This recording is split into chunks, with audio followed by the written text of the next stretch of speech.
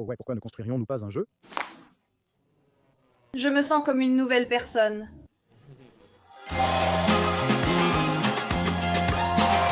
Cette entreprise a été fondée par les Allemands. Tous ces tuyaux sont en fait faits de cuivre. Voici l'un des réservoirs de mélange pour l'un des processeurs. Et celui-ci vient en réalité d'Australie. Mais ici, les gars, c'est la bière légendaire. Et cette bière coûte 200 par bouteille. On a acheté une glace à la bière. Essayons-la tout de suite. Waouh!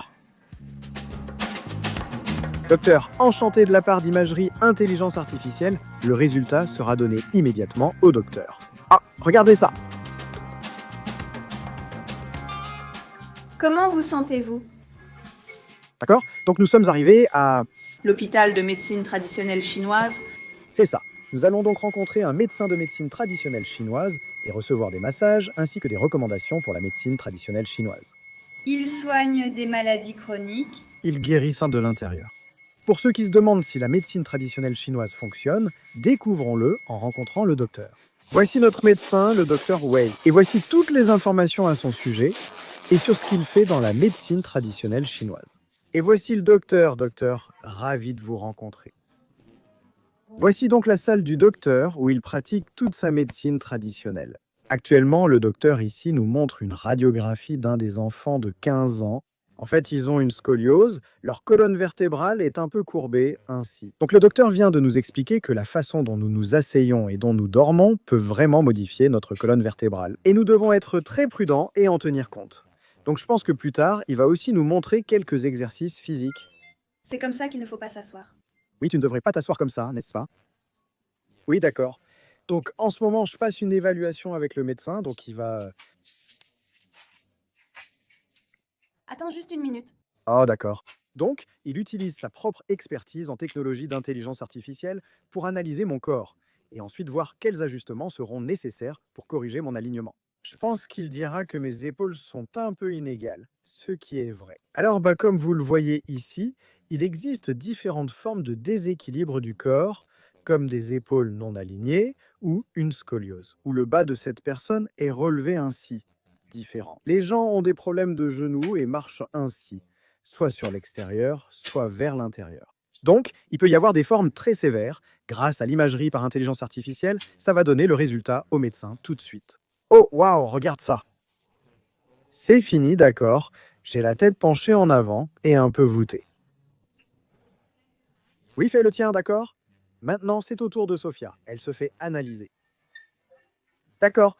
Donc maintenant, ça analyse et le docteur est sur le point d'obtenir les résultats de Sophia. Voyons voir. Ils ont aussi Lancez le spectacle. ce risque moyen.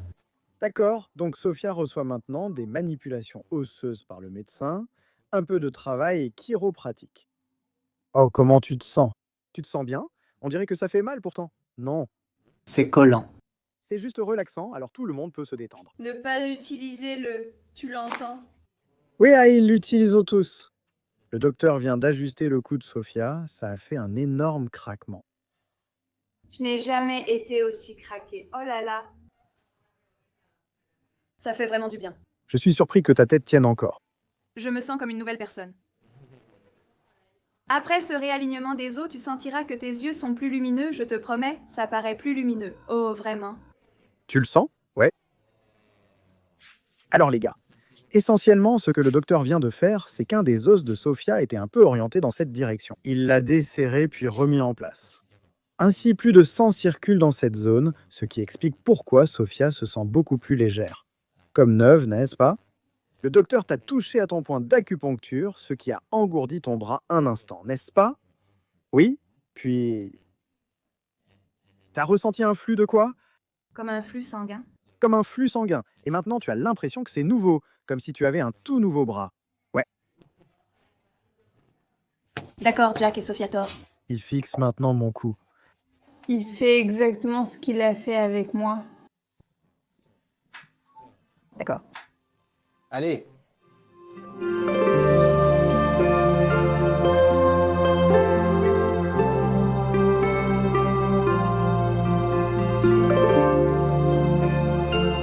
Hier, tu as dit pourquoi tu n'es pas intéressé par le film. Mais maintenant,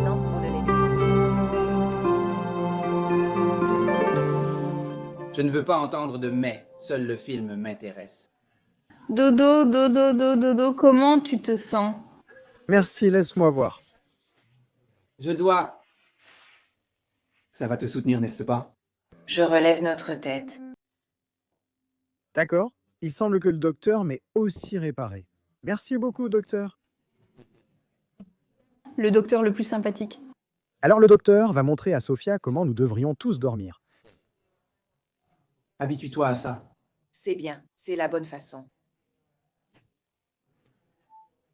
Peux-tu montrer au docteur comment tu dors normalement avec tes pieds? Je dors comme ça. C'est comme ça qu'elle dort normalement. Donc cette posture est... Et ses jambes? Et si elles sont relevées comme ça? Ce n'est clairement pas correct. Non. Non, non. Tu peux construire une tête de fleur ici. Si elle dort ainsi, que va-t-il arriver à ses jambes? Ses chevilles, ses articulations du genou seront sous tension. D'accord? Alors ne fais pas ça, d'accord. Donc si vous voulez vous allonger sur le côté, les gars, il faut mettre l'oreiller entre les jambes pour pouvoir s'allonger sur le côté, mais il faut juste utiliser l'oreiller. Nous sommes actuellement à la brasserie Qingdao. C'est ici qu'ils fabriquent une bière incroyable. Cette entreprise existe depuis 100 ans et nous allons découvrir cette brasserie internationale et tout apprendre sur leur bière. Tu es excitée? Sophia, tu aimes la bière? Pas tellement, mais j'aime la bière. Nous sommes ici aujourd'hui pour tout apprendre à ce sujet. Il pleut, ce sera un peu compliqué, mais il y a beaucoup de monde. Allons-y, amusons-nous et découvrons la bière en buvant beaucoup.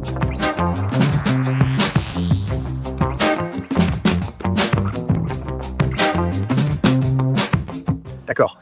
Les gars, regardez toutes les personnes derrière nous. Ils ont 10 000 personnes qui entrent ici chaque jour. C'est tellement bondé. Quand vous achetez un billet, vous recevez 2 verres de bière gratuits. C'est aussi pourquoi il y a autant de monde chaque jour. D'accord les gars, comme vous pouvez le voir ici, cette photo date d'il y a 100 ans et montre l'usine de la brasserie. Vous pouvez voir ce bâtiment ici, le bâtiment A, c'est le même bâtiment ici, ce vieux bâtiment de la brasserie ici, c'est le bâtiment B, et puis ce bâtiment ici. Aujourd'hui, voici la nouvelle usine équipée des technologies récentes pour la brasserie. À l'époque, ils n'avaient évidemment pas tout ça. Et ici, vous avez aussi la vieille bière qui était l'originale, ça c'est la bouteille d'origine, et ici c'est la nouvelle, ce qui est vraiment fascinant. Et à l'époque, c'était la ville de Qingdao, comme vous pouvez le voir, pas très développée, mais maintenant vous pouvez la voir dans toute sa splendeur. Petite anecdote.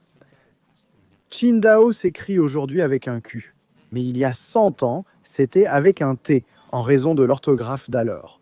Ils ont donc conservé l'orthographe originale, ce qui est vraiment cool. Aujourd'hui, on s'est perdu de vue avec tout ce monde, donc je vais juste vous résumer un peu l'histoire. En 1903, cette entreprise a en fait été fondée par les Allemands. Qingdao a été sous domination allemande pendant près de 30 ans. Et puis, au début de la Seconde Guerre mondiale, elle a été occupée par les Japonais, ce qui a fait passer la propriété de l'usine sous domination japonaise. Avant cela, c'était la domination allemande.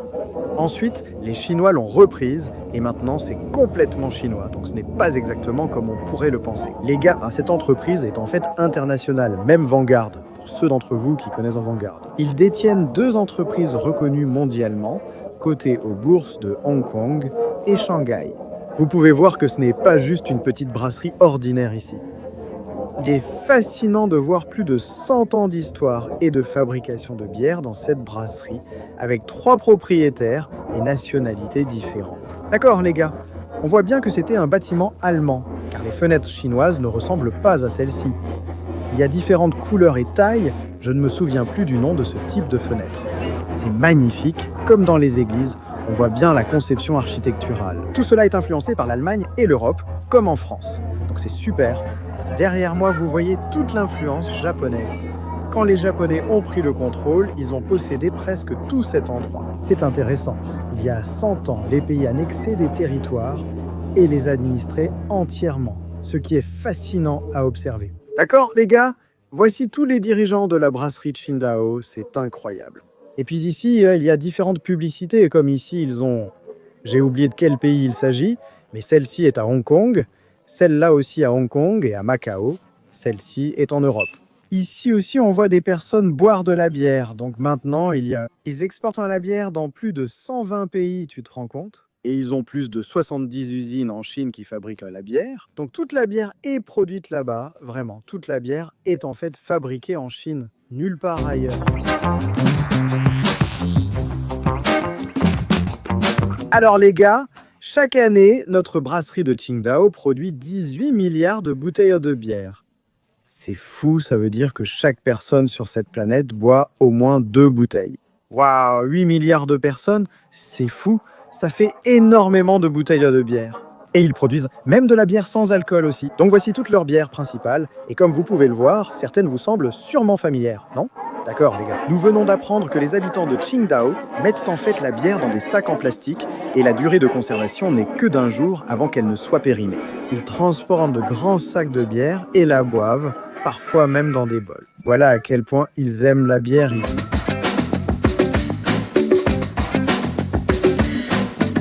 D'accord les gars, maintenant nous entrons dans l'ancienne brasserie d'origine et voici la nouvelle brasserie moderne.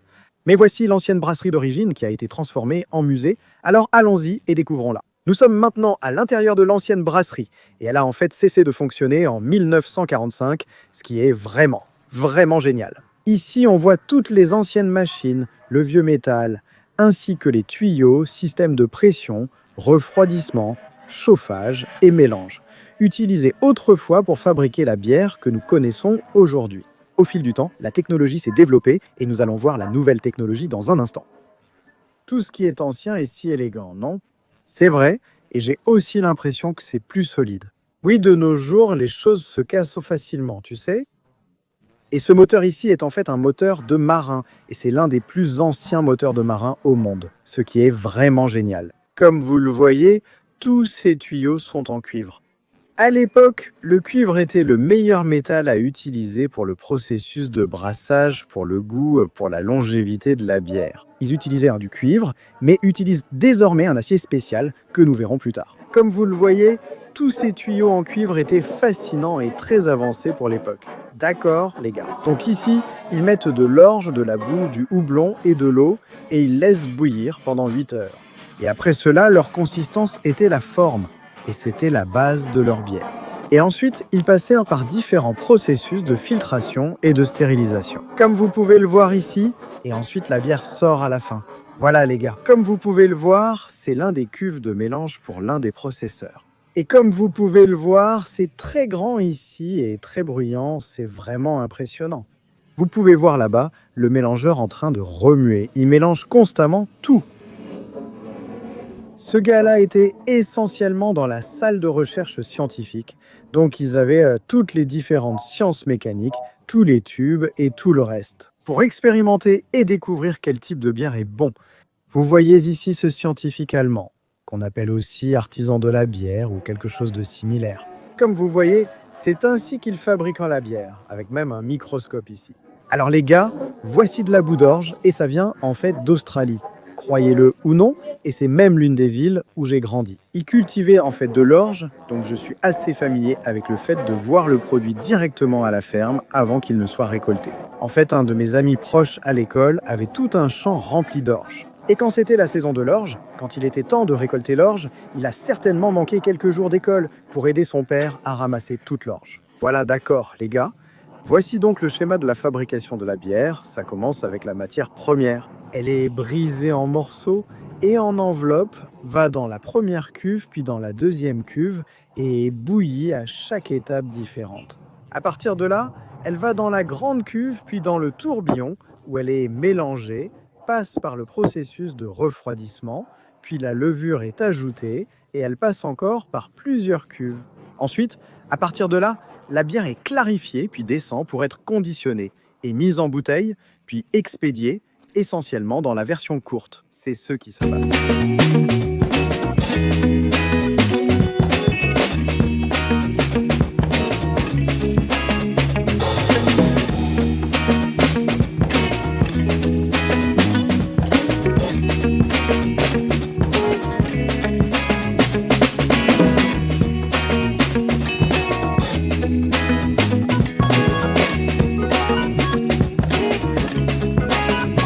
Alors ici les gars, c'est la bière légende.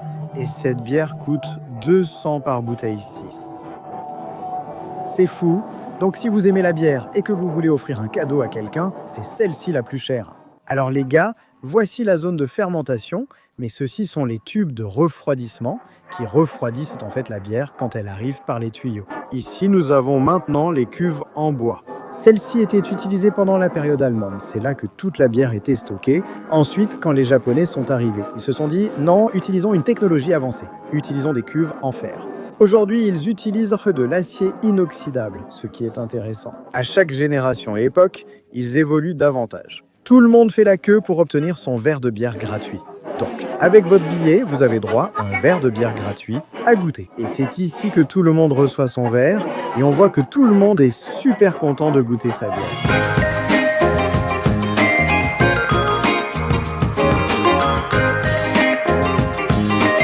Donc en ce moment, nous sommes à l'intérieur de l'usine moderne, et la bière est en train d'être filtrée.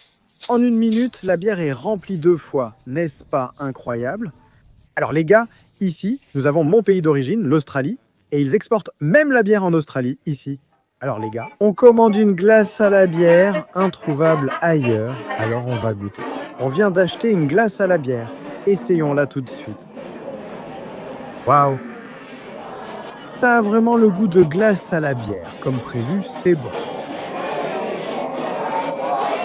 Ça a le goût de la bière, ouais, et c'est un peu fort. Ouais. Quand tu le mets dans ta bouche, ça a un goût normalisé. C'est plutôt bon. D'accord ? Donc on vient de finir ici à la brasserie. Notre visite de la bière est terminée. Ouais, on est tellement sous, on a bu tellement de bière, je rigole.